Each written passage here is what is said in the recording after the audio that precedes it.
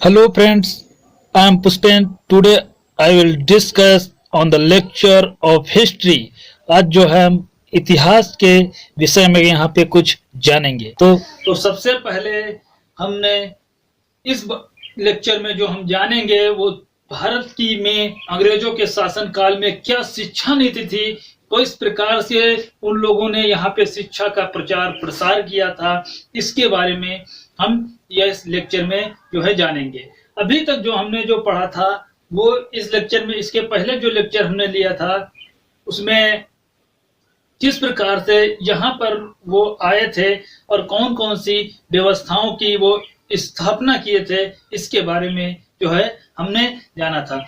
तो यहाँ पे हम सबसे पहले चलते हैं कि अंग्रेजों की जो थी शिक्षा व्यवस्था, अंग्रेजों की शिक्षा व्यवस्था, इसके बारे में जानते हैं। वह यह था कि कंपनी के एक प्रकार उस समय जो था यहाँ पे जो शिक्षा नीति बनाने की ये बात सोच रहे थे, तो ऐसी मतलब व्यवस्थाएं उत्पन्न करने वाले भी लोग पैदा हुए। कहने का मतलब था कंपनी की एक प्रकार से जो प्रारंभिक ब्रिटिश शासक थे जो यहाँ पे, तो भारतीय संस्कृति से वे प्रभावित थे। मतलब कुछ ऐसे शासक थे जो भारतीय संस्कृति से प्रभावित थे। ऐसे लोगों को यहाँ पे प्राच्यवादी बोला गया। क्या बोला गया? प्राच्यवादी। इनका मानना था कि यूरोपियों के जो ज्ञान था, विज्ञान को भारतीयों के में, मतलब यूरोपियों का जो ज्ञान विज्ञान था, भारतीयों को उन्हीं की भाषा में शिक्षित किया जाए। मतलब प्राच्यवादी ऐसे लोग थे जो ये मानते थे कि यूरोप का जो ज्ञान है वो भारतीयों को अगर जो शिक्षा दी जाए तो उन्हीं की भाषा में शिक्षा दी जाए, ऐसा उनका मानना था। तो हुआ ये, प्राच्यवादी विद्वानों में कौन कौन से प्राच्यवादी विद्वान थे?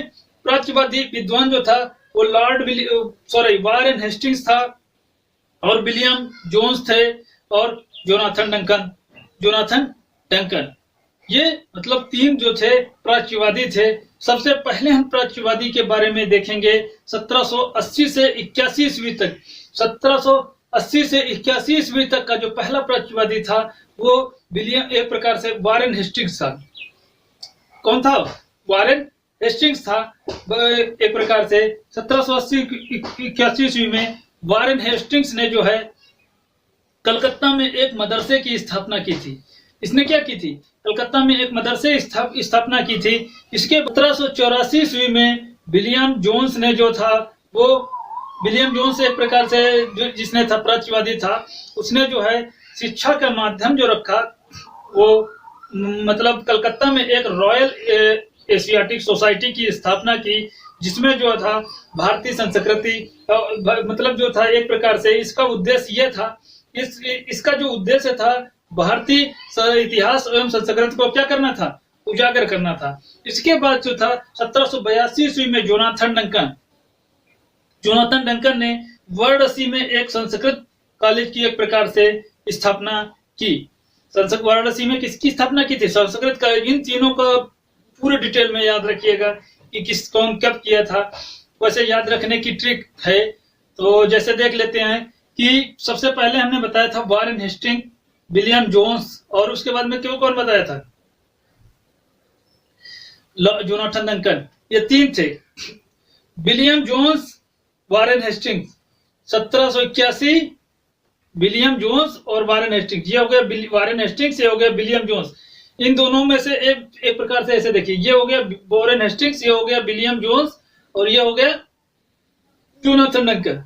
इसने जो है 1781 से 80-81 में, इसने 1784 ईस्वी में, इसने 1782 ईस्वी में अपने अपने शिक्षा व्यवस्था के लिए कॉलेजों की स्थापना की। इसने मदरसा की स्थापना की थी। मदरसा की तो स्थापना इसने की थी, लेकिन हुआ यह था कि इसने कलकत्ता में किया था, इसने भी कलकत्ता में किया था मदरसे की स्थापना। रॉयल एशियाटिक सोसाइटी की स्थापना की था इसने।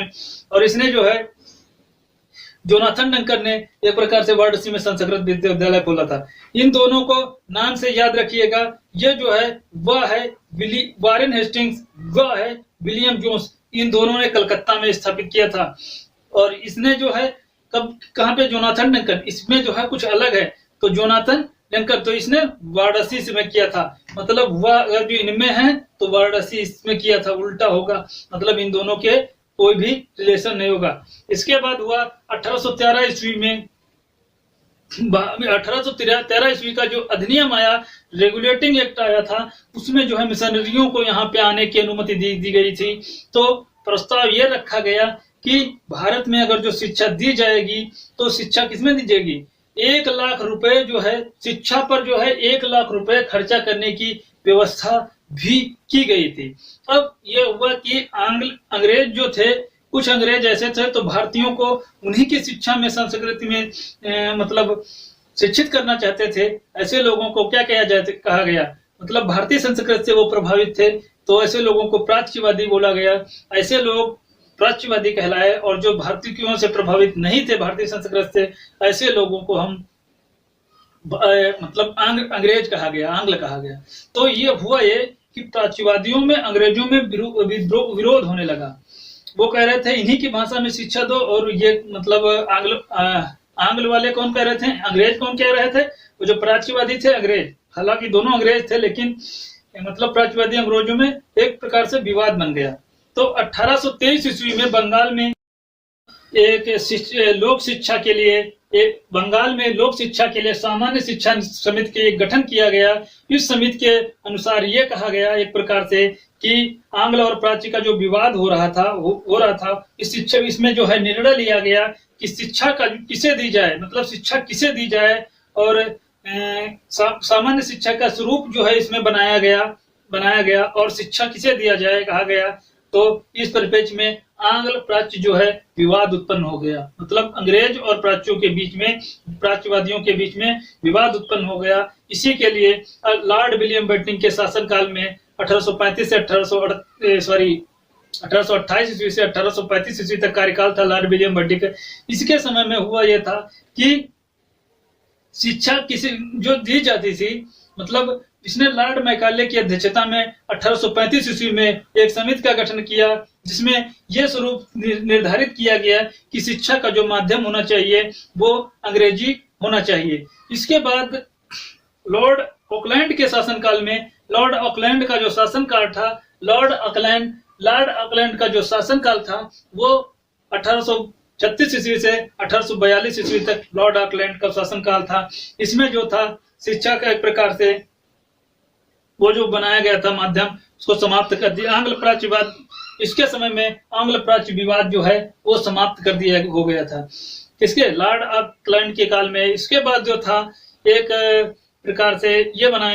इसी के काल में अधोमुखी और निस्यंदन का जो है सिद्धांत लागू किया गया था। इसके काल में, इसी मतलब लॉर्ड ऑकलैंड के काल में निस्यंदन का सिद्धांत लागू किया गया था। इस सिद्धांत का उद्देश्य क्या था? विप्रेषण भी इसको बोलते हैं, निस्यंदन या विप्रेषण भी बोलते हैं। ये सिद्धांत था क्या, इसके बारे में चलते हम जानते हैं कि ये एक ऐसा सिद्धांत था, इसके द्वारा ये बनाया गया था इस सिद्धांत के अनुसार कि शिक्षा पहले जो है उच्च वर्ग को दी जाए, उसके बाद जो है शिक्षा धीरे धीरे निम्न वर्ग में पहुंचेगी, छन छन के जो है शिक्षा निचले वर्ग तक पहुंचेगी।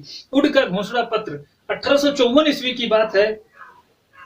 1854 ईस्वी में वुड के घोषणा पत्र की बात करते हैं तो चार्ल्स वुड एक प्रकार से था, उसका जो घोषणा पत्र ब्रिटिश शासनकाल के द्वारा, इसमें वुड की घोषणा लॉर्ड डलहौजी का शासनकाल था गवर्नर का। तो ब्रिटिश शासन में, ब्रिटिश जो व्यवस्था थी भारत में शिक्षा की प्रगति के लिए, ब्रिटिश मतलब शिक्षा मतलब जो व्यवस्था बनाई थी, ब्रिटिशों ने जो व्यवस्था बनाई थी वो ये देखने के लिए कि भारत में शिक्षा का स्वरूप कैसा चल रहा है, वुड का एक प्रकार से घोषणा पत्र आया था। 1853 ईस्वी की बात है। बोर्ड ऑफ कंट्रोल के अध्यक्ष जो थे Charles Wood, board of control के जो अध्यक्ष थे वो कौन थे? चार्ल्स वुड थे। चार्ल्स वुड ने की अध्यक्षता में 1854 ईस्वी में एक रिपोर्ट प्रस्तुत की गई थी। उस रिपोर्ट को बोला जाता था जिसे के द्वारा निम्न प्रकार के प्रावधान किए गए थे। कौन कौन से प्रावधान किए गए थे? इस परिप्रेक्ष्य में घोषणा पत्र में कहा गया था कि भारत में जो है आधुनिक शिक्षा, एक प्रकार से भारत में आधुनिक शिक्षा किस प्रकार से आधारित होनी चाहिए, हाई किस प्रकार से उसका स्वरूप होना चाहिए, इसमें जो है मतलब चर्चा की गई थी। और शिक्षा को क्या किया गया था, श्रेणीबद्ध तरीके से इसमें जो है वर्णन किया गया था। श्रेणीबद्ध संस्थाओं की एक प्रकार से स्थापना की गई थी, उसके बारे में ये था। इसमें जो था सबसे पहले मिडिल स्कूल, प्राथमिक स्कूलों की शिक्षा, उसके बाद मिडिल स्कूल, उसके बाद हाई स्कूल तक की जो शिक्षा थी, ये शिक्षा का माध्यम रखा गया था, वो स्थानीय भाषा में शिक्षा का माध्यम रखा गया था। और उच्च शिक्षा डिग्री कॉलेजों के लिए जो शिक्षा का प्रावधान किया गया था, वो शिक्षा का जो प्रावधान था वो एक प्रकार से अंग्रेजी रखा गया था। इसी के द्वारा मतलब ये कहा गया था, इसमें सबसे नीचे जो इसके द्वारा, इसके ऊपर जो विश्वविद्यालय थे, मतलब इसके द्वारा इन सभी के जो ऊपर विश्वविद्यालय होंगे वो क्या देंगे, डिग्री प्रदान करेंगे। और इसमें जो था शिक्षक, एक प्रकार से शिक्षक प्रशिक्षण संस्थाओं की स्थापना की, शिक्षक प्रशिक्षण संस्थाओं की स्थापना की जाएगी। और इसमें एक प्रावधान किया गया, स्थापना की जाएगी। इसमें जो है इसके अतिरिक्त इसमें व्यवहारिक और निजी शिक्षा का भी, व्यवहारिक और निजी शिक्षा पर भी जोर दिया गया था। स्त्री शिक्षा पर भी इसमें जोर दिया गया था। तो अब जो हमने जो है ये उड की घोषणा पत्र के तक पढ़ लिया, शिक्षा का माध्यम। अब बाकी भी हैं जो, उनको हम डिटेल में थोड़ा नहीं जाएंगे जितना, और बल्कि हम उनका जो है किस प्रकार से पूछा जाता है उसके बारे में हम यहाँ पे जान लेते हैं थोड़ा थोड़ा। तो सबसे पहले अब हम चलते हैं उड के घोषणा पत्र के बारे में, थोड़ा यहाँ जान लेते हैं कि उड का घोषणा पत्र किस प्रकार से था, क्यों, कौन सा था। उड का घोषणा पत्र, चार्ल्स उड का घोषणा पत्र था लॉर्ड डलहौजी के शासनकाल में, जो था गवर्नर था इस समय। ये 1854 ईस्वी का जो था, एक प्रकार से मतलब 1854 ईस्वी में जो था आया था। इसमें यह रखा गया था, इसमें भावी शिक्षा का एक प्रकार से प्रावधान किया गया था, भावी शिक्षा के लिए एक योजना बनाई गई थी। इसे जो है शिक्षा का मैग्ना कार्टा भी, शिक्षा का मैग्ना कार्टा, भारतीय शिक्षा का मैग्ना कार्टा भी इसको हम कहते हैं। इसके मुख्य उद्देश्य ये थे कि जो था मुख्य प्रावधान इसमें किए गए थे। इसमें क्या किए गए, मुख्य प्रावधान किए गए थे। कहने का था प्राथमिक स्कूलों के, जो प्राथमिक स्कूलों के लिए और विभिन्न प्रकार से घोषणा, प्राथमिक स्कूलों की स्थापना की गई थी। और निजी शिक्षा के लिए प्रबंधों, निजी शिक्षा के लिए प्रयत्नों को क्या किया गया था, प्रोत्साहन किया गया था। निजी शिक्षा का इसमें प्रोत्साहन किया गया था। स्त्री शिक्षा पर इसमें जो है जोर दिया गया था, और स्त्री शिक्षा पर भी इसमें जोर दिया गया था। और एक प्रकार से कलकत्ता में, बम्बई में, कलकत्ता में, मद्रास में और मुंबई में एक अंग्रेजी माध्यम की शिक्षा किस प्रकार से, मतलब यहाँ पे एक विश्वविद्यालय की स्थापना की गई थी, विश्वविद्यालय इसमें स्थापना की गई थी। इसके बाद आया हंटर आयोग। कौन आया, हंटर आयोग। हंटर आयोग जो था रिपन के काल में आया था। रिपन का काल कब से कब तक है, 1880 ईस्वी, लॉर्ड रिपन 1880 से 1884 ईस्वी तक का जो काल था वो लॉर्ड रिपन का काल था। लॉर्ड रिपन के काल में एक आया था हंटर आयोग। क्या आया था, हंटर आयोग। इसके द्वारा शिक्षा के मुख्य उद्देश्य किए गए, प्रोत्साहन किए गए थे। इसमें शिक्षा पे एक प्रकार से उपकर लिया जाने लगा था। शिक्षा पे क्या किया जाने लगा, इसमें जो है स्थानीय भाषा में प्रारंभिक शिक्षा, इसमें जो किया गया था प्रावधान, स्थानीय भाषा में प्रारंभिक शिक्षा दी जाएगी। और इसमें किया गया था कि शिक्षा पर उपकर लिया जाएगा। क्या किया जाए, शिक्षा पर उपकर लेने का प्रावधान किया गया था। और माध्यमिक शिक्षा और साहित्यिक शिक्षा, माध्यमिक शिक्षा एक प्रकार से साहित्यिक शिक्षा के साथ साथ इसमें जो है व्यवहारिक शिक्षा का भी प्रावधान किया गया था। इसके बाद जो आया वो था शिक्षा नीति प्रस्ताव 1913 ईस्वी में। तो 1913 ईस्वी में जो आया था, इसमें क्या प्रावधान किए गए थे, इसमें जो था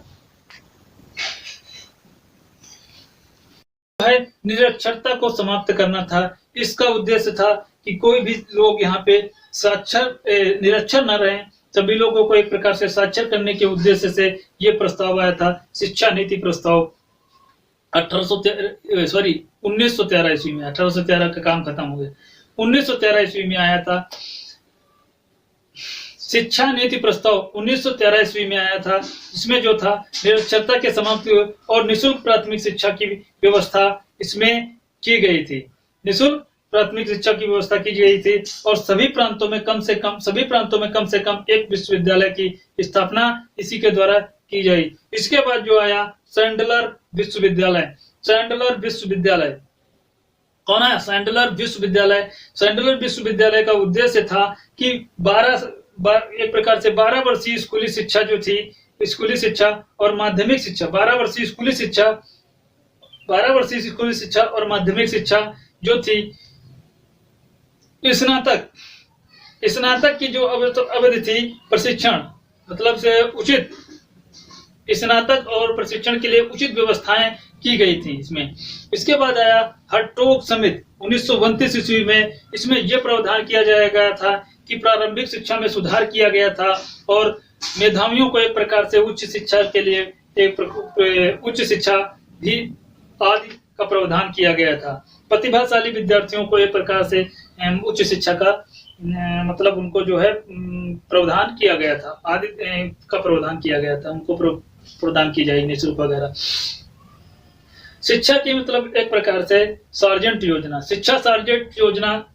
अगला है शिक्षा सार्जेंट योजना 1944 ईस्वी में आई थी। शिक्षा सार्जेंट योजना 1944 ईस्वी में आई थी। देश में विद्यालय एवं एक प्रकार से विद्यालय एवं हाई स्कूल तक की जो स्थापना का प्रावधान किया गया।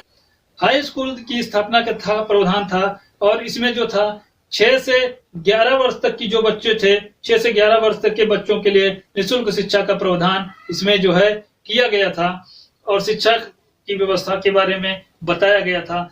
तो ये जो हमारा शिक्षा व्यवस्था से लेक्चर जो है समाप्त होता है, लेकिन इसके पहले हम ये समझ लेते हैं कि यहाँ पे कौन कौन से क्वेश्चन हमारे प्री एग्जाम में पूछे जा सकते हैं। इस टॉपिक से आपसे मेनली क्वेश्चन पूछे जा सकते हैं कि ये जो हमने बताया शिक्षा व्यवस्था के लिए कौन कौन से शिक्षा आयोग का गठन किया गया था, उनके मुख्य प्रस्ताव क्या थे, प्रावधान क्या थे। तो आपसे क्वेश्चन पूछा जा सकता है कि ये प्रावधान कब कब गठित किए गए थे, कौन सा प्रावधान किसके पहले आया था। ये ऐसे क्वेश्चन यूपीएससी में तो मेन प्री में ऐसे क्वेश्चन पूछेंगे आपसे डायरेक्टली कि जो चार्ल्स वुड डिस्पैच था, हंटर आयोग था, शिक्षा नीति प्रस्ताव था, ऐसे 3-4 दे देंगे और आगे पीछे दे देंगे। कहेंगे कि इसमें सबसे पहले कौन आया था, उसके बाद कौन आया था, उसके बाद कौन सा आयोग का गठन किया गया था। ऐसे आपसे क्वेश्चन रख सकते हैं। तो इसमें जैसे आप इसको याद रखिएगा, जैसे मैंने याद रखा है, वह नीस हंसी।